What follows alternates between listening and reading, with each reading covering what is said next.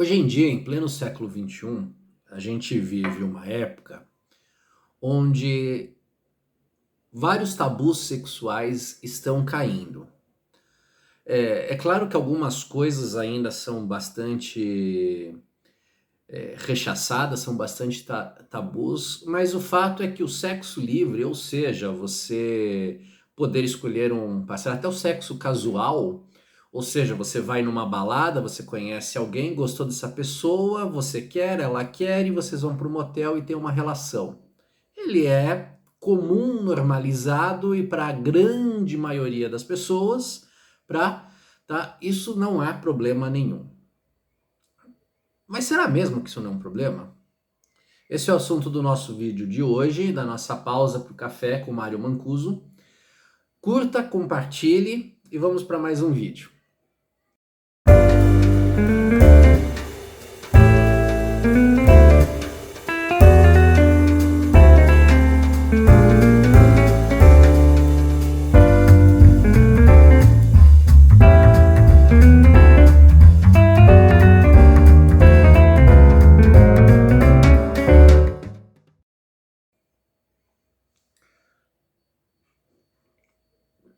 Bom, o mal do sexo livre foi o tema que eu pus nesse vídeo. E por que eu pus esse tema?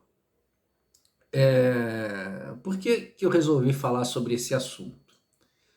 Eu não vou entrar aqui no mérito de coisas como a pornografia. Nesse momento eu não vou falar sobre pornografia, não vou falar sobre relações extremamente controversas como homossexualismo, como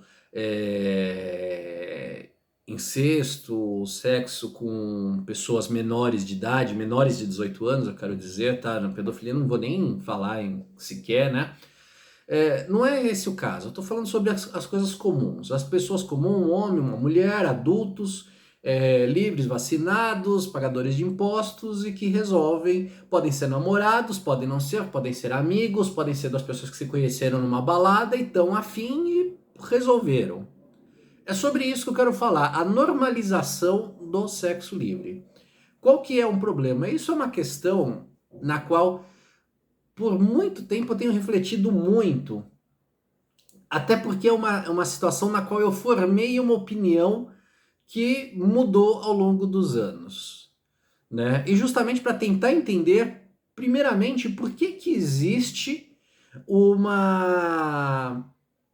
Por que que quando eu era adolescente, estava começando a pensar sobre isso, né? Adolescente para jovem, a minha mãe, de uma formação cristã, ela dizia para mim que o sexo era antes do casamento. E eu ouvi isso muitas vezes, e eu vejo que a religião cristã, ela impõe isso como um valor, ela coloca isso como um princípio, como um mandamento, no qual a relação sexual, no qual o sexo, ele tem que ser dentro do casamento, tá? E eu pensava, por quê? Qual é o problema de um casal de namorado praticar sexo? Desde que eles se amem, eles sejam fiéis, ou seja, a gente pega todas aquelas virtudes de uma relação e coloca lá e fala, ó, por que que não pode haver o sexo? Por que que isso é proibido? Isso é uma coisa interessante, porque todo princípio que a gente vê, todo mandamento que a gente vê na Bíblia, tá? E aqui eu vou colocar a Bíblia como a formação da moral, da nossa moral, tá? Não, isso é tema para um outro vídeo que eu falo sobre um pouquinho os valores cristãos, mas o fato é que aqui eu estou tomando isso como formação de valor, tá? E eu quero explicar, eu quero dissertar um pouquinho sobre o porquê deste princípio, o porquê desta situação, né? Bom, a questão é que o sexo, ele é algo, ele é uma consequência, ele é algo que vem a partir de uma relação, tá? O sexo, primeiro, ele pode gerar como consequência uma gravidez, ou seja, a reprodução, tá? Então, o homem e a mulher, através do sexo, eles vão gerar uma criança. Isso é uma consequência. Então, o sexo, ele existe primordialmente para a multiplicação das espécies. Ah, é bom, é gostoso, é prazeroso, sim, com certeza, e isso ajuda muito, né? Mas ele serve inicialmente, a gente pensando de um ponto de vista bastante naturalista, tá? Ele serve para a reprodução da espécie, ok? Ele serve para isso. Bom, dito isso, ele tem que ser feito num ambiente de compromisso. De compromisso. Compromisso a quê? A união entre o homem e mulher para a instituição do núcleo familiar, no qual gerarão descendentes. Desde que o mundo é assim. Desde que o mundo é assim. Talvez hoje, nos tempos modernos, pareça totalmente sem sentido. Mas se a gente olhar a história do mundo, desde os primórdios, desde os primeiros homens, né, desde a época das cavernas, é assim. Ok? E talvez de alguns anos para cá, isso passou a não ser mais uma imposição, a não ser mais um paradigma de pensamento. É a melhor coisa, é a melhor forma da gente colocar, tá? Mas sempre foi assim.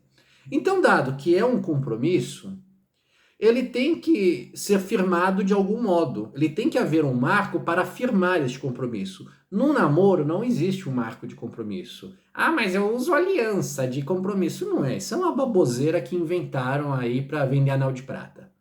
Tá? Isso não é o compromisso. O que é o compromisso?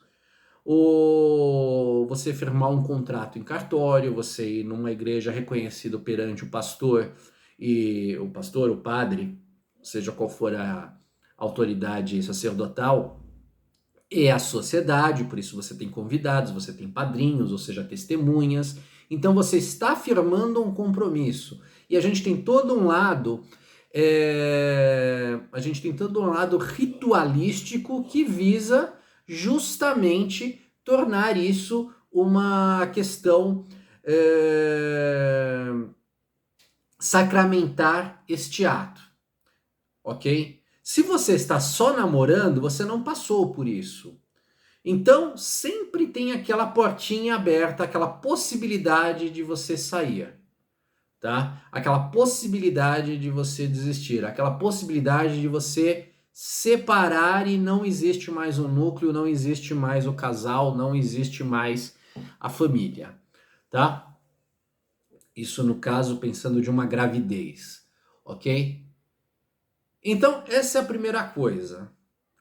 Você não tendo... Então, quando você faz o sexo fora do casamento, você está usufruindo de um serviço. É como se você estivesse usufruindo de um serviço, de um benesse, sem contratar, sem fechar um contrato com determinada empresa. Então, imagina, por exemplo, que eu uso a luz elétrica sem pagar a companhia de energia, sem ter um contrato, sem ter nada, tá?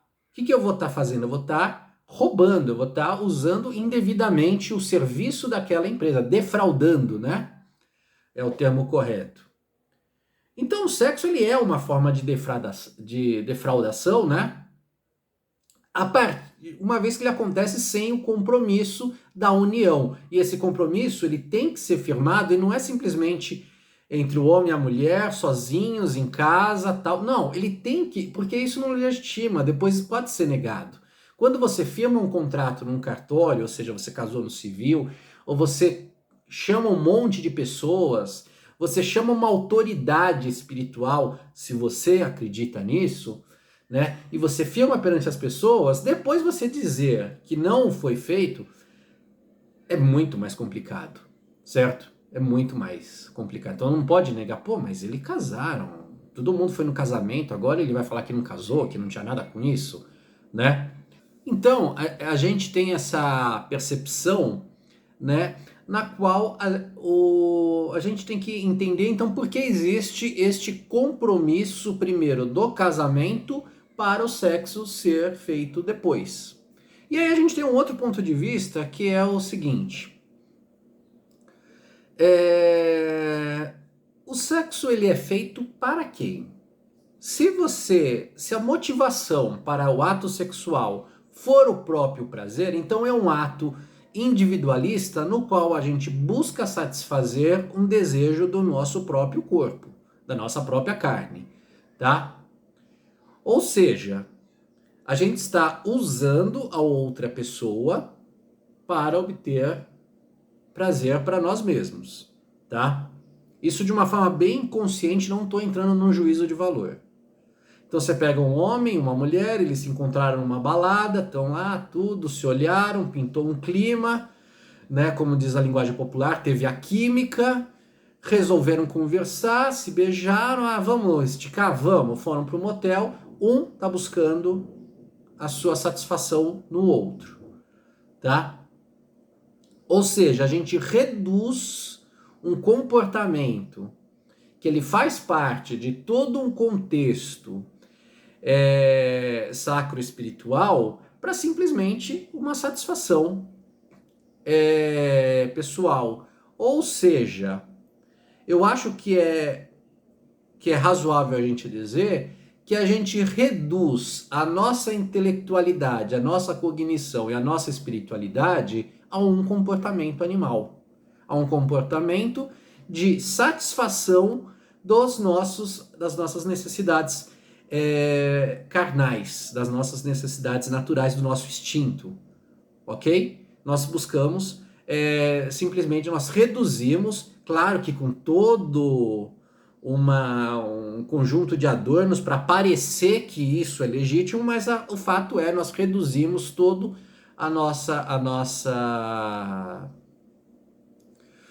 o nosso ser a isso, a uma satisfação do desejo, ok? No qual a gente vê algo, a gente tem que lembrar que o ser humano, ele é espírito, mente e corpo, tá? É fato. Então, nós temos coisas que tentam nos elevar numa comunhão com um cosmo, tá? Em relação a Deus, ao Criador de tudo. Nós temos um nível mental que tenta normatizar os nossos atos e fazer um meio de campo intermediar. E nós temos a nossa carne, que quer comer, que quer dormir, que quer fazer sexo e que fica toda oriçada com qualquer situação de risco, certo? Então a gente tem que ter um equilíbrio entre essas partes. A gente tem que ter um equilíbrio entre essas partes, tá? Qualquer uma delas, principalmente, qualquer uma delas que tiver a primazia exagerada e principalmente sendo a carne, ela vai causar um desequilíbrio. Ela vai causar um desequilíbrio.